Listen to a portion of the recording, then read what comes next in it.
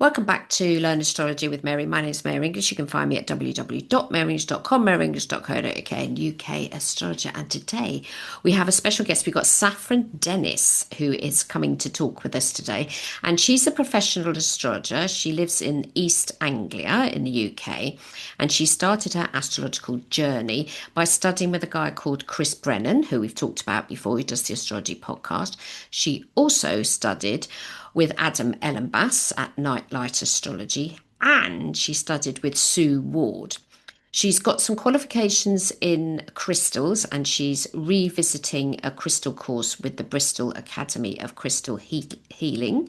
And she's also a member of the Spiritual Companions Trust. And so she's a spiritual coach, companion, and caregiver. And she volunteers for Action for Happiness, and she's also a trustee for the Astrological Association. So welcome, Saffron. Lovely to meet you. It sounds like I'm very busy, doesn't it? Well, you are busy having all that studying. So take me back to when you first ever heard about astrology. Was it an astrologer you saw, something on the telly, something you read? Your first ever experience of astrology. Can you remember what that was? I can, and this is one that I do tell everybody. My childhood, we won't go too much into that, but there's certain things that you can always remember, that you will thank your parents for. My stepfather taught me from you. Do you remember those great big Reader's Digest atlases? They were huge, like they were A1 size. Do you remember Mm. those? Well, we had one of those, and he was going through the maps because I used to love maps, and then we opened it to the map of the world of the stars and the constellations, and he was like, "This is you, and this is your mum, and this is me," and that was when I was like, "Oh, what does that mean? I'm a Leo because I'm a Leo sun." And he's like, "Yeah, that's the constellation." And we went outside and we looked at the stars, and so that was the first thing that I remember. And I would have been eight, nine, probably 8 or 9, something like that. So that was the first thing that I really remember as like I have a star sign. Hmm. That is something everybody has one. And from that point onwards, we were a family that on one hand was very liberal, on one hand wasn't, but that sort of thing was very open. Um, I was I had a family friend who bought me a pack of tarot cards when I was 12 for my 12th birthday. We were that sort of family. So yeah, that would have been my first experience of astrology, but obviously it was all sun sign stuff. So yeah. And then when did you find out that there was such a thing as a birth chart? When did that crack in? I would have been in mid-teens then. That would have been, quite a bit later. I remember my friend having a book, and I mentioned this to her a few weeks ago.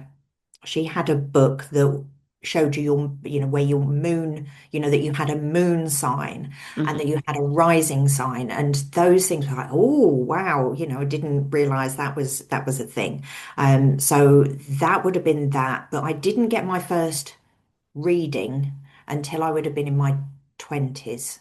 And Yeah, that but was did one. you know what a birth chart was? So did that book that your friend have, did it sort of draw charts as a circle, or did it just sort of list that you've got ascendant and oh, okay, right, okay. So Yeah, how yeah. did the book determine what your ascendant was? Did it talk about times of birth times or anything or not? No, no, no. All right. It was a very, very basic. And I can still see the picture. When you've something ingrains in your brain.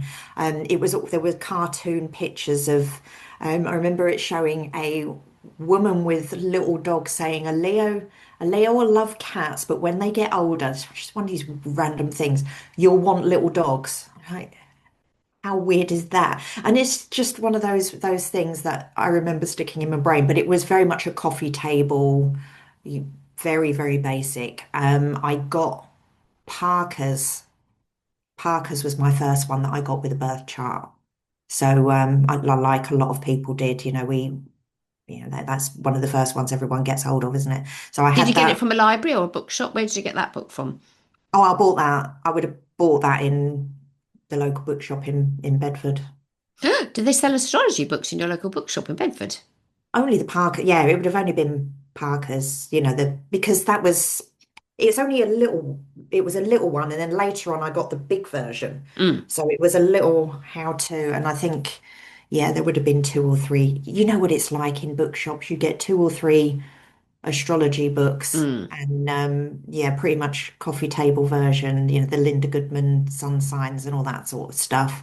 I would always go to and I still do, I'm sure we all do, we go to a bookshop and the first place you go is to the esoteric section and see whether there's anything new coming out. But obviously that's getting smaller and smaller as we go along.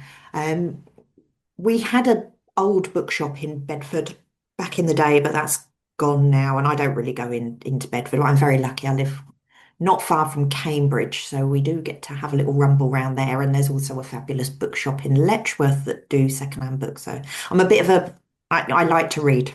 Mhm. So books are my thing. Yeah. Cool. And the thing about when you read a book, did it make any sense? Were these books understandable? Oh yeah, yeah. Yeah, I think because that sort of talk was around me, nothing, you know how a lot of folk will come to it later on or in a place where astrology or esoteric subjects, whatever they may be, are really taboo. Mm. That was, I never had to sort of come out of my shell in any way and say, oh, I'm into this sort of thing because it was just normal to me. So I would talk about it and people would sometimes look at me and go a little bit, oh, Hmm. it didn't there was I never felt like it was something that I couldn't talk about. I think we're very fortunate in the UK that see we don't have some of the restrictions that some other cultures have. And even back then, people might have thought I was a little bit kooky, but to be honest, I had a lot worse things said about me. So that was one of the lesser things to worry about. So yeah. And so when did you find out about the other planets like Mercury, Venus, Mars, etc.? That would have all been in the Parker's book. So going through that, and then I remember reading about progressed charts and thinking, Eee! oh, wow, look at this, so that starts to get your brain moving because in the Parker's book, it does actually tell you, if I remember correctly, it's been ages since I've looked through, but it does tell you what happens when, your son progresses into the next house and you're like, I'm going to change. Oh yes, welcome. Yeah, so that was my first foray. And to be honest, they were the books that I taught myself the basics. So they were my like self-help teaching because, obviously there wasn't the internet. I am old enough to have started all of this before yeah, 73. Well, you're not as old as me, but the internet didn't kick off until the 90s, so you would have been in your 20s then. Early 90s, if I remember rightly. I mean, because I mean, the internet happened, but not everybody had it in their houses. It's like I remember, now you're not old enough for this, but I remember when televisions were invented. So not everybody had those in their houses either, and you had to rent them. You couldn't buy them. You rented your TV from radio rentals. They were too expensive to buy. But yes, the internet.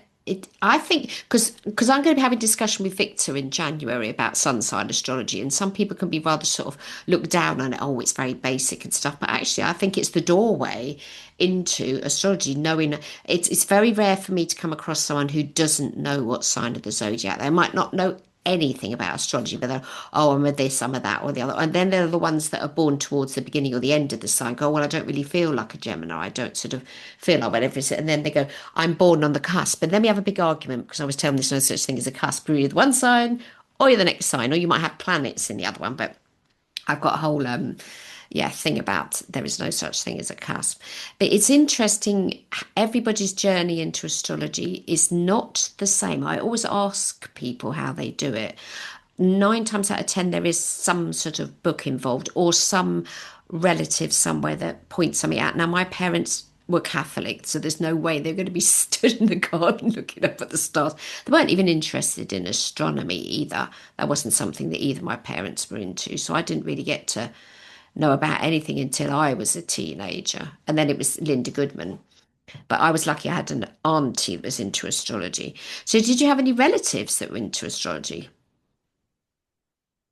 Not my stepfather's youngest sister was very much into all sorts of things esoteric, but I don't really remember us having those discussions. No one. taught me, if you know what I mean. That was all Mm, very much me going and finding books to read about it and doing my own stuff with that. The tarot more, as I say, my a family friend, she actually taught me the tarot, and that's when I got into that. So esoteric studies of all sorts. I mean, I've had people buy me the runes. That's never really interested me that much. You get certain things will stick. mm, And yeah, they were the two things that stuck. But astrology's always been the thing for me that I go back to, even if I've left it for a certain amount of time, mhm. because I do have this tendency to move from one thing to another. Well, you have got a mutable ascendant, so that's not unheard of. Hmm. Yeah, so but I always come back to astrology, always do.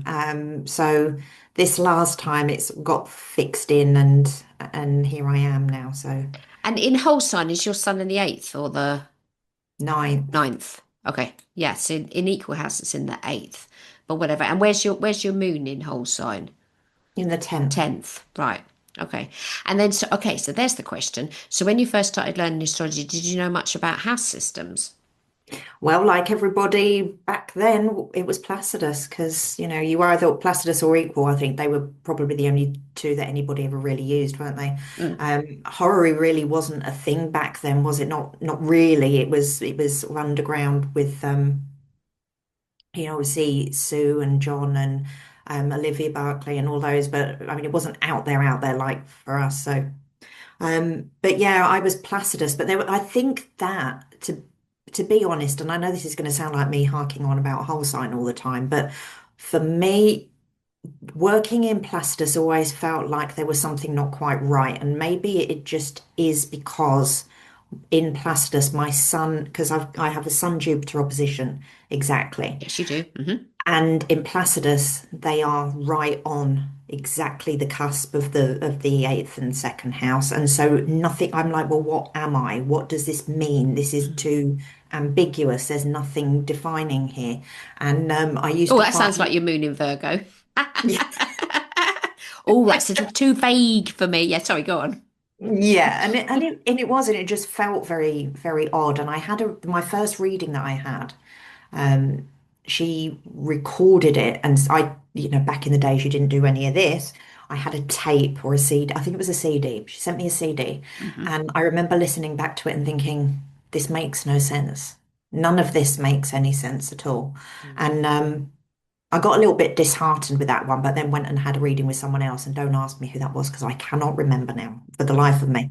And that was better, but I think probably just because we were having a bit of a discourse. You know, you talking to someone, you get a little bit of a feel for something. But yeah, that first one back then, and that was quite a bit of money for me. I was a single mum at the time. And that was a pricey experience that wasn't particularly great. So I was a little bit about that one. How much Um, did it cost you? Can you remember? Was it more than 100? I think it was about £100. Yeah. Mm. Yeah. Yeah, that's a So lot of money when you're a single mother. I had to pay over £100 for psychic reading with somebody once, and it was really important questions I wanted to ask. And this woman apparently was like the top in the online. This is not online, telephone psychic readings. And eventually, I went and worked for a similar company myself. But I paid all this money to have this reading with this woman. It was over 100 quid, and I was desperate. And she said I would move to somewhere with a yellow front door. I paid £100 to find out what colour the front door would be. Nothing else was true in that reading other than, and anyway, I'd already seen the house and I knew it was a yellow front door. So it was just that, oh, that was such a lot of money. But when you're in a bad place, you know, sometimes you can put the money to one side. But I didn't think it was particularly good value for money. £100 yellow front door. Okay, nothing else she told me was true. well, she went wrong about the yellow front door. At least she got one thing right, Yeah, eh? yeah, it was better than nothing, but I really felt quite short. And there was no way of getting a refund or anything. I just sort of put it down to experience. But when I started doing psychic readings over the phone, I was very careful not to make any comments that would be that specific that could then be sort of like held against me type of thing. Not that I talked about too many things that were too vague, but I'd want them to know the answer to what the question was. So they'd give me the question, what's going to happen about this, that, and the other. And I'd tell them it's going to be this or it's going to be that, because otherwise their money's being totally wasted. Okay, so you see, I'd never had any astrology readings. The first person who read for me was Chris Mitchell. Oh, wow. Okay. Well, you had a great start there then. Oh, yes. And he turned up to the house and because I think I'd only spoken to him on this is before the internet, so I only spoke on the telephone. And he came to the house, and before he came, he said something, or maybe there was an email, beg your pardon. He said something that we were astrological twins. I thought, whatever's that mean? And it's because he's a Pisces, same. He's been born the same year, and he's also got a Leo ascendant, but he's a few days either before or after me. But he brought all these charts around and stuff, and I didn't understand a thing. I'd never even seen a birth chart before. I mean, he was talking English, but the charts, I was looking at them, what the hell are they? But and he said, we got the same ascendant, the same moon. It was ages later that I realised, understood, having learnt enough astrology, what it was that he meant. Because I do think sometimes people can go for a reading and not realise what they're stepping into. If they've got no idea about charts or planets or signs, it can be terribly overwhelming for people. Whilst with tarot cards, which you're doing, and I've done them in the past, but I do playing cards now, they can see the card, they can see the picture on the card. So when you're talking about it, it makes a lot more sense. But looking at a chart and it's a circle and there's these funny squiggly things, for a long time I thought astrology was bollocks, excuse my French, because it just looked, how does this thing on this computer screen relate to me here? But when you learn it, you realise why. So when did you get your aha moment? Did you get your aha moment when you started doing whole sign with Adam? Is that when it all started to make sense for you? Yeah, it was. Oh no, you were doing that with Chris Brennan, beg your pardon. Yeah, yeah. It was the this is funny. This is just typical of the way I work. Funny little story. I remember a friend of mine saying, "You need to watch this podcast. It's about astrology. Everyone's watching it." So I was watching Chris Brennan's podcast, and I had a bit of a existential crisis, shall we say, about moving from plasters to whole sign, and I was getting really going about it. And my husband just he was laughing away in the background. What are you laughing at? You go, no, nothing, nothing, nothing. And then I went away as I do, and I drew up my chart and started reading into it, and then thought, right, I need to study this, and spent a bit of time looking into it. And I thought, actually, this now is covering the reasons why plasters wasn't sitting for me.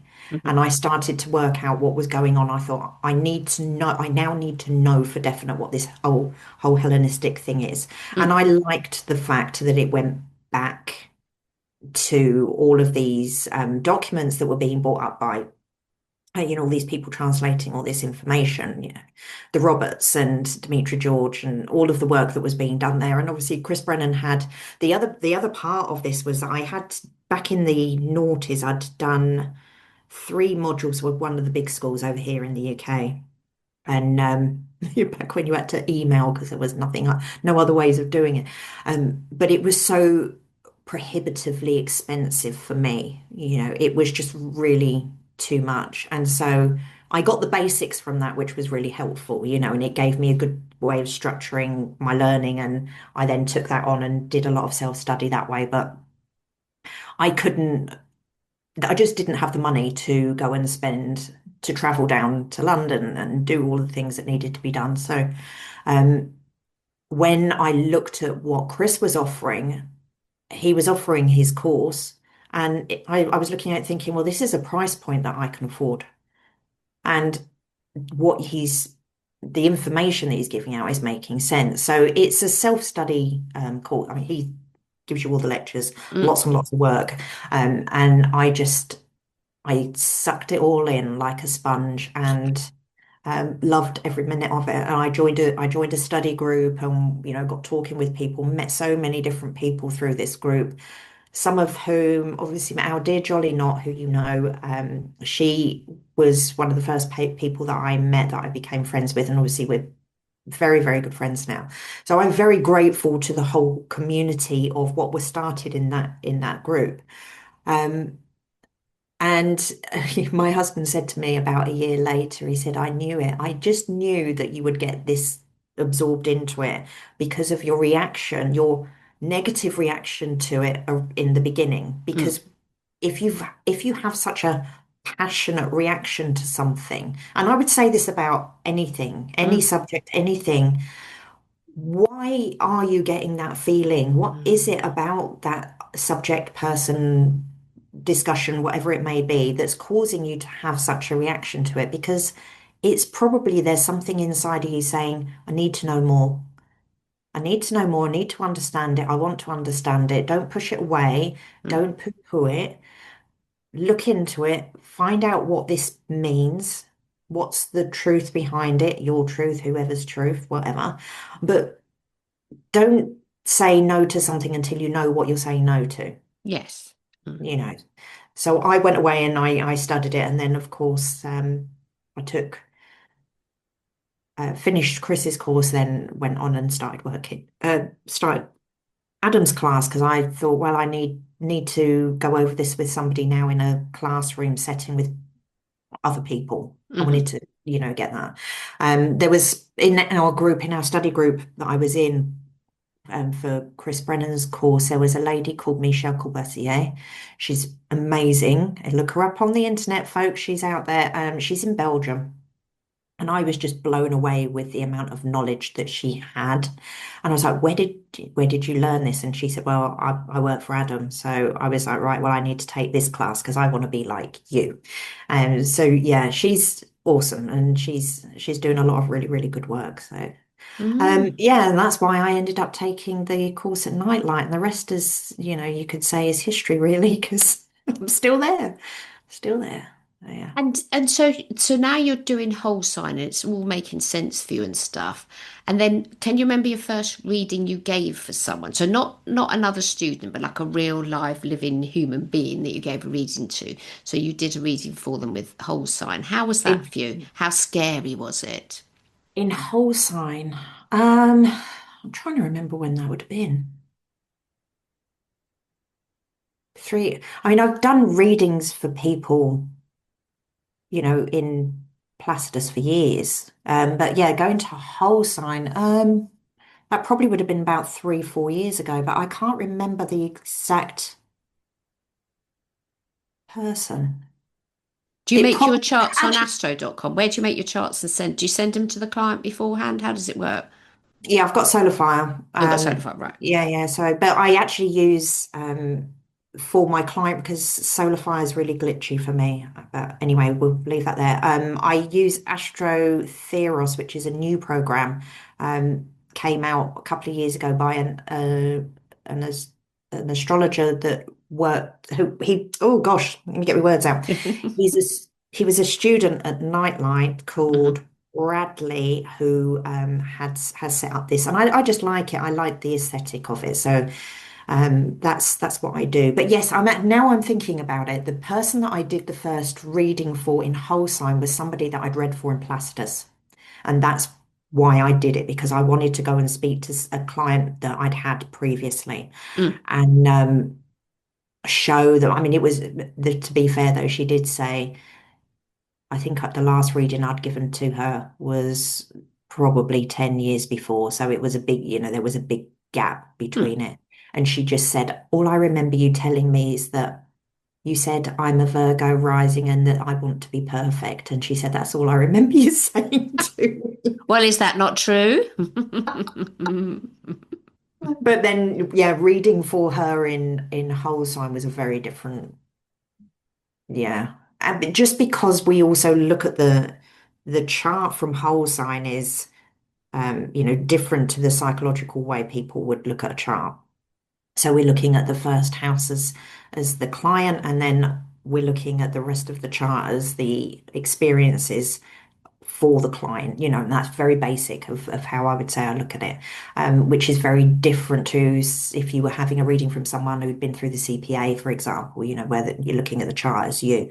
So having a different perspective on, I'm very pleased that I've done and been able to look through both. I've Mm, read pretty much most of what Liz Green read, as we all did back in the day. So I've got all of the books that go with that sort of training, and mhm. the school that I was, they gave us a great big list of books that we needed to read back in the day. So yeah, but it was now I just feel it feels more authentic reading that way for me. Mm. Well, we're And all, we're all different. We all have different aspirations, different ways of doing things, different things we're looking for. Clients are all different. Not everybody wants to, speak about just themselves and their childhood or, traumas or anything. A lot of people are looking for, different things. And I think there's enough clients out there for every professional astrologer, oh, that will sure, be there's no sort of aligned shortage to of you. clients. Yeah. Mm. Yeah, yeah. You just got to find the ones that are aligned to you. And I think after a while, you tend to attract the ones that do align with you, if you know what I mean. But that's the law of attraction. But you're very interested in spiritual astrology. So, as a whole sign astrologer and spirituality, are you looking at things like ninth house? What would be the difference to like psychological Liz Green style to whole sign spiritual? Tell me how it is different or how it is for you. I wouldn't look at it as just one house. The whole chart is connected in ways that we can find spiritual in anything we do, because really the whole idea is I'll talk a little bit about the spiritual companions trust. Mm, The first thing that we look at is say that there's wonder in everything and that there's no need to be connected to a religious doctrine to be able to find something that brings you a sense of wonder and connection to something that is other than us. hmm And that's how I like to look at the astrology. It's why the two meld it so well together. So if you're having, I mean, say for example, sad story, but yesterday I had to have my bunny put down, and I love my bunnies, sort of, yes. And obviously yesterday I was a little bit upset. But when you look at these experiences and look at the fact that, well, we're going through all these squares to Saturn, and it's Venus is rules my sixth house, which is small animals, and there's all of these things that you can look at and say, well, astrology is showing you in some way how that's going to play out for you. And hmm yes, you could end up being really down, get yourself really despondent, and say, woe is me. I mean, I've had a whole year of could give you a catalogue of things this year that have happened. Um, but what good does that do me to sit in that gloom? But the other thing that astrology also helps us do is see that these things are moving, they're moving. It's a Mm, constant moving mandala of life that is, and we're part of that as in the web, if you like, trying to get ourselves through it. And so there's a spiritual connection to all of that that's happening. I even though I'm sad that my bunny is not here anymore, I do feel that whatever he's doing now, he's probably a lot happier because he was in a lot of pain. So he's not in that pain anymore. And even if that's the only thing that has changed for him, he's not in pain. And how is that not a good thing? mm, So that's how I try and connect it. It's not just, oh yeah, my son's in the night, even though my son is in the ninth, mm, but that's not the only way of finding a connection to your own spiritual life. We've all got a way of connecting. It's just trying to find that. If a client comes to me and says, how can I be more spiritual? And I've got nothing in the ninth house, it's, mm, well, first thing you'd do, you'd look at the ninth house ruler. What's that doing? Where's it, has it got any aspects to anything else? Does it see the ascendant? Look at all those things. But even if it doesn't do that, it doesn't mean that there's no connection to the divine, mm, because you'd be connecting in a way. If anybody's coming to an astrology reading, I can't believe that there's anybody out there that's just coming and expecting there to be nothing. You've got to have, I mean, obviously, there are going to be people out there that test, and I'm sure you've had this. I've had come to a tarot reading, astrological reading where they're testing you, but still, there's still a wonder. There's still that sense of what is it that is bringing me to you. I don't know what it is. There's this strange pull for me to find out more. And it's that seeking that I think anybody that's does what we do is on that path, looking for something that's bigger than us, bigger than what we are here to, in this space. Um, that's how I try and, speak to clients about. everything, astrology, crystals, whatever it may be. There's a number of different things. I haven't done a tarot reading for years. I used to do the whole going around the spiritual fairs and all of that, but I just, for some reason, once I started really getting back into astrology, I left the tarot behind. I just use it for me. So, yeah, different tools for different things, like you say. Yes, and I mean, I still use cards, but I don't use tarot, just playing cards, rune cards, which you don't like, rune cards, calm cards, and the Celtic deck.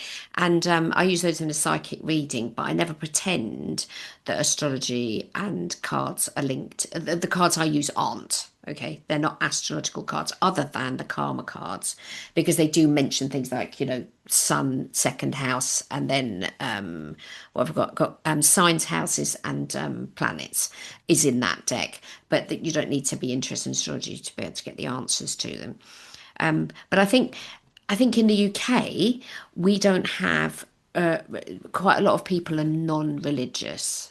So they'll believe in something, and they don't go to church, but they know that there's something. And so it's funny when I'm working with people, sometimes they don't even want to go there. And then after a while, when they realize I'm not going to take the piss out of them if they say something about what it is that they believe in, then they're more happy to share that. So even people that are on appearance, coming in suits and stuff, go, oh, and then a little while later you'll find out, well, when my granny died, I saw her at the end of the bed, or, these sorts of things. So people do have spiritual experiences, but where do you pigeonhole it? Where do you classify that? What do you do with it? But I think everybody has a sixth sense as well. But astrology is not that, because I don't think you need to be psychic to be an astrologer. In fact, I think it doesn't help to be psychic to be an astrologer because you've got to stick to facts and etc. But the spiritual side of things is especially the 90s born generation, especially the indigos, their spiritual purpose and their life purpose, they're never ending questions that I'm asked. Why am I here? What's it all about? What can I do?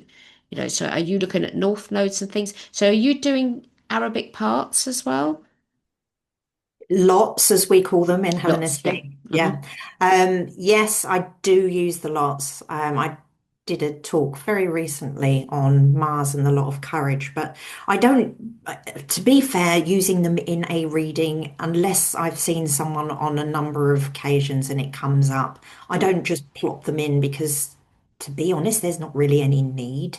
The most of the time a client will come to you and you will see in their chart before they even step through the door what they're going to be talking about, even if they think they're going to be talking about something else. You're looking at it going, no, we're Mm-mm. not talking about that, because very quickly it will come apparent that that's not really what's on your mind. But so yes is the answer. I look at that. I am very interested in the bounds. I like the fact that we can see in each house that there's this subdivision called the bounds. Oh, tell So me, I don't know what bounds are. Word I haven't heard before. Explain, explain, explain.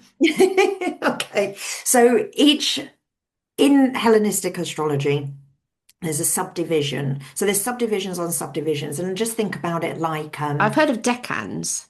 yeah, well, decans, that's a separate thing. So Oh that's God, right. Sorry. decans goes way, way back, excuse me. Yeah. Bounds. Oh, we're gonna have to Um, look up bounds. Yeah. yeah, so look up bounds. And so the decans go back and they're like a subdivision of 10, Yes. whereas the bounds are a subdivision of in unequal amounts. And they're the five planets without the luminaries. And so you can look at a space. You can pop this into astro.com, do it. They're all there. And what you get within that is like, let's just say this is how I always explain it to a Mhm. to a client. So you walk into a house and the house has got rooms. So you walk into, say, Pisces, it's Jupiter's house. Mhm. So Jupiter owns the house, it's his domain. But if you go into the bedroom, then that would be like a Venus room, say, for example, or the kitchen would be, the dining area that was all beautifully set out with a meal, or, however you want to look at it. And so each room is going to have different functions, and different planets are going to have more of a feel for that space. So you will have a Mercury ruled bound within a Jupiter sign house, shall we say. So say Pisces, yeah? Hmm. You've then got a Oh, you can, Mercury okay. You've got a ruler to Pisces is Jupiter, yes? Jupiter, yeah, and then Hmm. you've got a Mercury room, you've got a Venus room, you've got a Mars room, you've got a Saturn room, and so each of the planets that are not the luminaries, and I have a theory on that, but I won't go into that today Oh, because I it'll think be a Chris long was way. talking about that. So in the houses, you're going to be going Saturn, Jupiter, Mars, Venus, whatever, in each house, yes? In Those in planets? each in Sorry, in yeah, each sign. Is in that each right? sign. So in the Yeah, 30 degrees is going to be yeah, divided up because he was doing it, it was Saturn. So he was doing the other way round because he was going back to front. So he was going Saturn, Jupiter, Mars, Venus, Mercury. That was it. I don't think yeah. he did the moon one, They're sorry. not always in the same. This is the thing, they're not always in the same Same order. So order. Yeah. yeah. So let's just look at Pisces. I've got it in front of me now because I can't Yep. remember. So the first few degrees are Venus, and then they're Jupiter, and then they're Mercury, and then they're Mars, and then they're Saturn. And it always ends up the very end of each of the signs end up with what we class of quote unquote a malefic that's in charge. And I don't want to go into that because I know that lots of people talk about, malefics and benefics, just say Saturn and Mars are classed as less helpful to us as humans in our human form. Hmm. Yet they do obviously have good things that they can show us too, but we'll leave that there. Hmm. So you that's how I would just think about a house with rooms, and Hmm. each room has a different function, and Hmm. each planet gives that room that function. So if you had a study, then you would be looking at maybe a Mercury, you'd be looking at a Mercury thing. Hmm. Yeah. So that would be if you had then a planet that was in the sign of Pisces, but in Mercury's room, shall Hmm. we say, bound, Yep. then Mercury, even though it's debilitated in that sign, is going to have a lot better is able to function more like Mercury in Right. Mercury's room. Hmm. And so that's how we would look at that from a Hellenistic perspective, because everything's got the ability to do something in those spaces. It's just finding what it is that it can do. Hmm. So how would you want to communicate with Mercury in Pisces? Well, you would find something maybe in the library of Pisces that would please Mercury enough that it would keep it, functioning in a way. And you think, well, poets and, people who are into maybe, I don't know, marine biology, I don't know. Yeah, Hmm. just finding something that's going to connect in. I mean, I've got a friend who's got Mercury in Pisces, and she's a member of Mensa, Hmm. so it doesn't stop you being mentally agile when you've got a planet that's not I've got what it Mercury retrograde, signifies. for God's sakes, in Pisces. I shouldn't be able to even talk to you or be able to formulate one word over the next, according to certain types of astrology. Like it's debilitated and it's bloody retrograde. But yeah.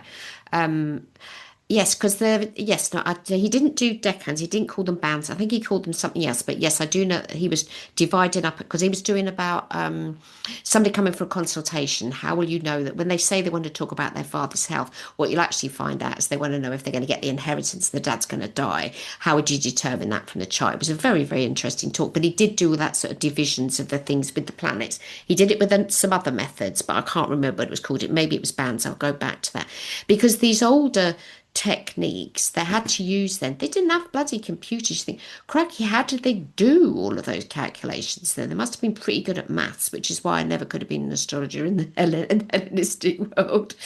One, two, three.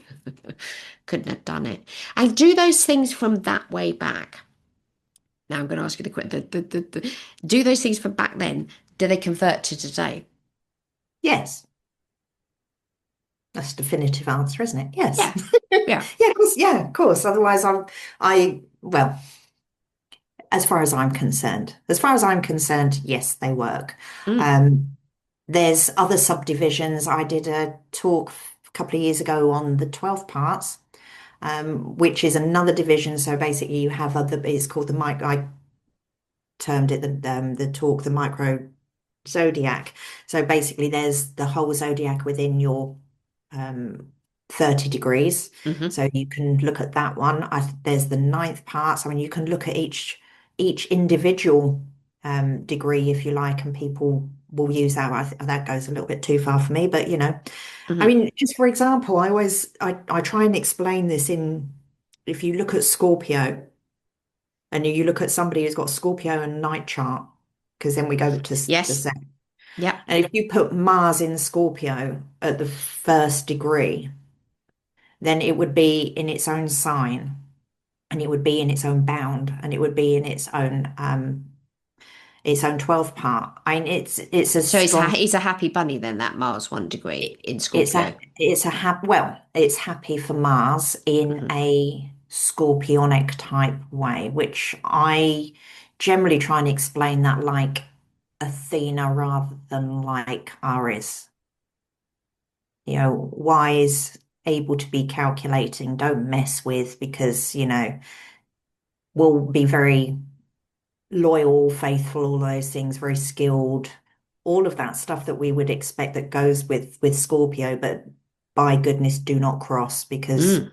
you know, Yes, don't. Well, that's I mean, because when I wrote the Scorpio book, the title of the book is "How to Win the Trust of a Scorpio." Because originally, because I was asking my newsletter subscribers for suggestions for the titles of the books, and somebody said, "What do you mean how to?" Because I initially titled it "How to Trust a Scorpio." What do you mean trust? It's like how to win our trust. Well, actually, that's the thing.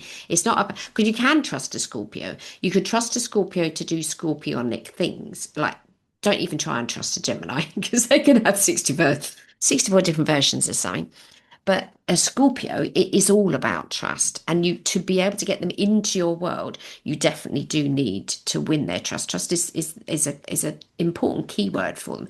So I can hear what you're saying about Mars being in the right sign. Sorry, yeah, Mars being in the right sign with the right number is going to make that planet then happier, so to speak. But equally, it's going to be so strongly into that image of it, like they're not going to be shaken from it, so you can't lie to them or do something nasty to them because they'll get back to you. Um, see, yeah, I mean, thick skin. yeah, see, I do like, don't get me wrong, I do like Hellenistic astrology, but I also absolutely love the outer planets. Uranus was discovered in Bath, where I live, and I've been down to the museum which is now a museum, but it's the house where your man lived. And I've met the local astronomy group, and they've got all the telescopes. I can't afford a telescope, and they'll let me look at Jupiter because it's the only one I can see. I don't think I've ever seen Uranus with it, well, only once, and that was like a massive telescopy thing that they had. But I happen to like the outer planets, and I'm I'm fearful for Hellenistic astrology that they're not using the outer planets, and I don't suppose you do you? Well, this is the thing you see at Nightlight Astrology, we Hmm. do. Adam Ah, calls it oh gosh, what's the title of the I should know this off the top of my head. Ancient Astrology for the Modern Mystic got you. Okay. is what we call it. So we're because Adam was a he learned originally with Rebecca Gordon, and I believe she's a evolutionary astrologer. Hmm. So he was using the outers, and so he incorporates that. And there are a lot of Jolly often says we're hybrid astrologers, and I guess that's probably an accurate term, really. Hmm. So yes, we do use them, but we certainly don't use them as rulers of any signs or anything along those lines. And I generally look at them, they will work if they're the orbs have got to be like dead on, Yeah. really, really, really close. Um, I used an example in my talk the other day of Mars Pluto square when my father-in-law passed. And it was Mars Pluto square in his chart and Mars Pluto square in the sky made an exact grand square, Hmm. grand cross, and was absolutely spot on. But those things I think have got to be with an outer planet have got to be spot on. Hmm. So yes, but I'm also aware of they're not the be all and end all of sort of like people's day-to-day discussions. They're things that can certainly come up. If you're getting an outer planetary transit like Pluto on your ascendant or Pluto on your a Moon. yeah, Mm. that's going to be, you're going to notice that. So that is something and I'm saying this as I'm watching Pluto creep towards my ascendant ruler over the next few years. So, I am keeping an eye on these things, but not in the same way as they would be used but with modern astrology. Mm-mm. And okay, so you've got uh so you do lectures, you do talks and stuff. Who do you do your talks for? Apart from the Astrological Association, of which you are a trustee. Yes, I did one of those this year. I did one for Rod Chang at AOA Oh yes, UK. his school. Yes, Yeah, yes, yes. yes, I did that recently. And I've got one on Adam. I did one for Adam a few years ago. Hmm. Yeah, I'm not one that does lots and lots and lots of talks. I know I talk a lot, but that's because the whole moon in Virgo anxiety gets me going as soon as I start getting speaking. I talk more than I probably want to. Uh-huh. But I mean, you do talks. I mean, you've done talks, and also because of the Astrological Association conference, you also help do the Zoomy thing. So you're doing all the techie stuff. The people that do the tech stuff, it's tricky. You've got physical people in the room, you've got people online, you've got all wires and tubes, and you've got the speaker, you've got the audience. It's yeah, I think it's fun. I do like a challenge. Well, yeah, we do run around a little bit like headless chickens, the pair of Yeah, us do. yeah. But I But mean, I think it's part of you've got it. more energy than all of us put together, Mary. Honestly, I don't know how you do it. You're in three places at once.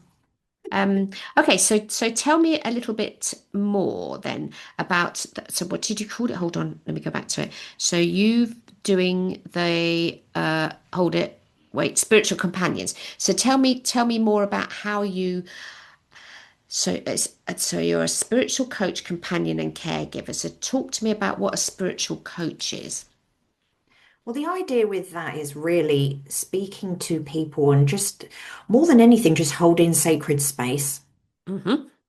People are, as you were saying earlier, there are a lot of people now that do not have what we would class in the UK a religion. Religion, yeah. Yeah, and in some ways, as much as I have a strong sometimes dislike for doctrine, where one person is telling a group of people that this is how you do it, and it says so in Hmm. this book, so you must do it. That sort of, for me, that kills all sorts of inquiry. If we're not allowed to inquire ourselves, then how are we going to know what works and doesn't for us? So Mm, that I totally understand why a lot of people have moved away from that. But I also see that there are so many people now that feel lost without community. mm, The community spaces are just disappearing everywhere. Um, and I was looking for something that was going to help me with my astrology practice, as in speaking to people, but on a level of something that I thought was interesting, that I would want someone to talk to me about, mm. which really, if you look, I've got the sun in the ninth house, is none of this really is surprising, that I've gone the like spiritual route. I'm not psychic, so it's not spiritual as in the way you do things. I'm not medium. I'm not a This is, medium either. Yeah. I do oh, right. psychic readings, but I'm not a medium. I don't contact the other side. Don't do that. Okay. No, Okay. I just do the sixth sensing Okay. difference. Yeah. You can stay dead. I'm not going to interrupt you. If you're on the other side, great. I'll get somebody else to contact you. That's not my job. I don't do that. Yeah. Okay, so it's empathic stuff then, I suppose, really, is it that you do? Look, psychic is tuning into the other person and to yourself to get the feelings behind it, and explaining what psychic is. It's our sixth sense that we all have it. So stuff that you genuinely know deep down is true. Yeah. So your headspace will tell you one thing, but your heart will tell you something else. Yeah. Yeah. And so, unfortunately, in life, we can't live completely on our psychic self all the time. We wouldn't pay the bills, have a job, have babies, whatever, if we were just operating from our psychic self. It's not practical. I'm a Pisces, last sign of the zodiac. To live in a Pisces world means you'll starve. you won't have any money, and people probably end up hating you. So the important thing on the psychic side of things is to use that ability, but to be able to help people on the physical world do the should I get married, when should I have the job, that type of stuff. Yes, that makes sense.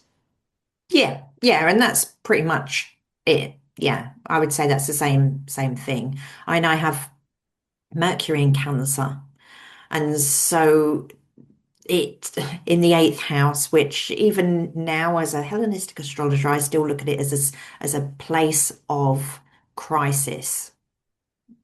People tend to come to me whether I want them to or not, whether I'm in work mode or not. And this was another thing I needed to learn I needed to learn how to All look boundaries. after my own boundaries. Yeah. Yeah, because I was finding it very challenging speaking to lots of people and getting, for no fault of their, but, for me not holding my sacred space too. And Mm. I think this is something that we all, as astrologers, it's good to know where you are and where the client is and where the Oh bit yes. needs to be. There Hmm. needs to be a space.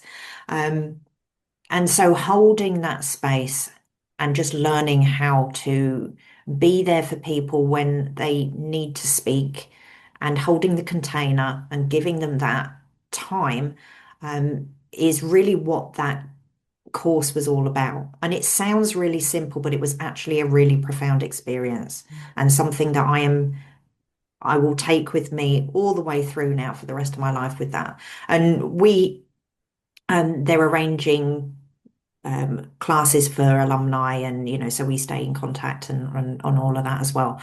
Um, but there's something about having that connection with people who aren't going to poo-poo you, because problem I think with society nowadays is we're constantly driven to succeed in a way that government feels that we need to by going and earning money and paying our taxes and and there's a lot of that yeah, we need society to be stable, but there's a lot of that is also driven to what car are you driving, where you're going on holiday, what color are your nails, where did you get your hair done, so there's all of that becomes really draining for us. Mm. And you will find that people are constantly seeking something other than. And this is something that came to mind to me yesterday. There's a whole genre of fiction that is all about cozy reading. Like I just read a fantasy novel called Legends and Lattes. It's quite popular at the moment. Lots of people have read it. And the catchline of the book is it's high fantasy with low stakes. So it's just, this an orc running a coffee shop, Mm. you know. And I think that in itself just speaks straight away. Somebody looking to create something where people, so that people who don't fit in can fit in. Mm. And I think that I was saying to my husband about it yesterday. I said, this is the reason this genre is so popular is because people are looking for a way of connecting. Yes, but also they're looking to get away from the dismal news that is 24/7, that you, if you're not careful, you can follow the news 24/7. I mean, you've got Jupiter retrograde in Aquarius. You like to be with a group and other comrades, etc., and to have a shared experience of. I mean, Aquarius is the sign of the groups of people. It's not the individual. That's sort of a Libra type of thing, but Aquarius is humanity. And then you've got your Jupiter there, which is about learning. And then you've got a retrograde, you've got to do it your way. So you're not going to want to do the mainstream type of stuff, are you? No. No. No, no, I would say it's not mainstream, but also it's opposite exactly my sun in Yeah. Leo. Mm. So there's that. But from a Hellenistic point of view, we would be looking at Aquarius as a Saturn ruled sign. There's a Mm. big part of me that actually very much likes being on my own. Mm. I work very, very well on my own, even though I do also really I like the idea of community. Mm. And if community's working well, where there are a group of misfits that, that I connect to, then that's great. Mm. But community on a level, I mean, say for example, we were all hanging out recently, as the AA board, and we're, I would say, a bunch of misfits. Mm. We're astrologers Mm. in the world outside of astrology. Anybody of us could walk into a room and say we're astrologers, and uh, say we go to a pub, and you would speak to everybody in the pub, and most people would go, what's Mm. that? What's that? Yeah. Well, they get it confused with astronomer to start with. Yeah. Oh, and then not only that, they sort of think when I tell them an astrologer, they go, "Oh, what am I thinking?" I said, "No, sorry, that's a psychic. I'm not going to tell you what you're thinking anyway, because I wouldn't want to go into your head." Yeah, But that's why the AA exists, is to be able to. I was going to use the word educate because that sounds horrible, but to be able to help people understand what astrology is and what it is useful for, and it's a wonderful way of understanding life. I like it because it helps me understand other people. It helped me understand myself. That was the super part of it. It's like, oh, that's why I do that. Oh, that's why I'm like this. That's why I was like this in my family. That was what made loads of sense to me. But then also to be able to use it to help other people, to give them the key points of their chart. If they just remember, don't keep telling people they've got squares. It's not like you do it, but you've got a nice sextile here, you've got a nice trine. Those are things to build on. Those are the positives in your chart. Those are the things that are going to sort of help you move forwards and stuff. Yes, you could be aware of all that red stuff in your chart, but as Adrian Duncan says, don't have a consultation where you're just telling them the negatives, because how's that going to be of a positive experience for the client? I want my clients to have a positive experience.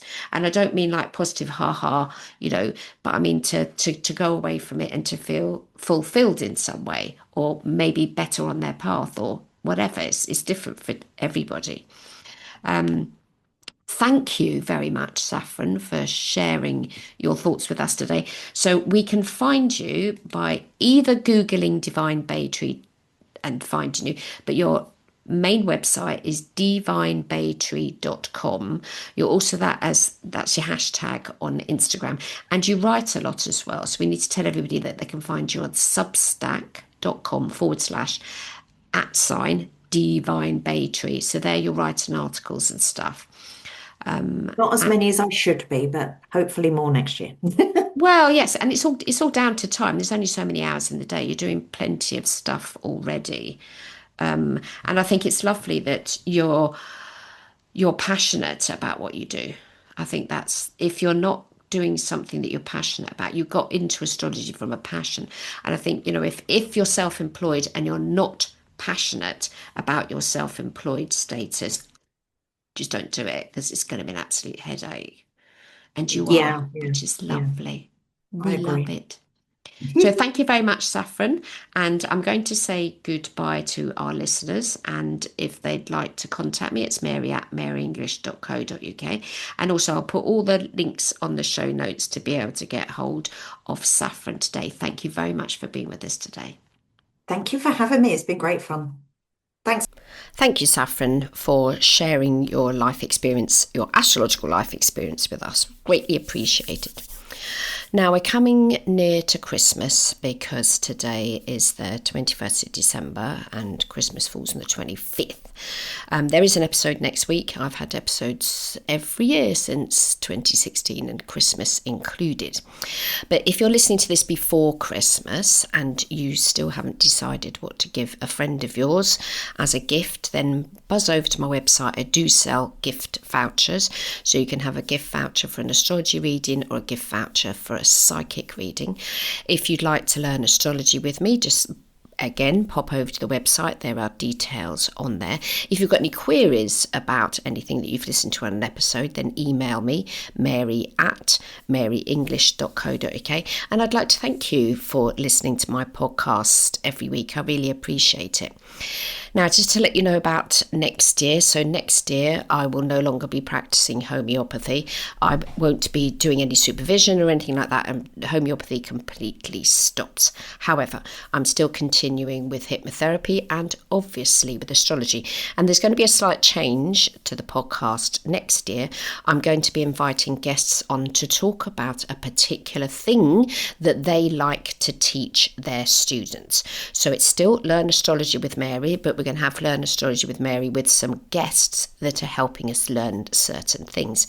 So if there's anything in particular about astrology that you don't quite understand or you want to go into more detail with, then again, ping me an email, mary@maryenglish.co.uk with your ideas or your queries, and I'm there for you. And just lastly, that if you just want to read in with me, again, go to maryenglish.com, maryenglish.co.uk, UK Astrologer. There's a link on there that will take you to my booking app, and you'll see all the different services that I offer.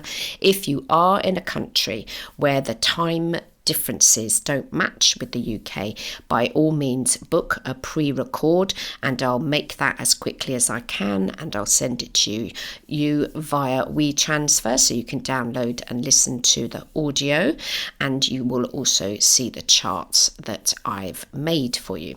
If you've got a specific query, any query with any reading you have, there's always a box in the booking app that you can put that query in there, and I'll make sure that while you're having your reading, I'm answering those questions or going over that subject or assisting you in some way to get the result that you would like in your reading.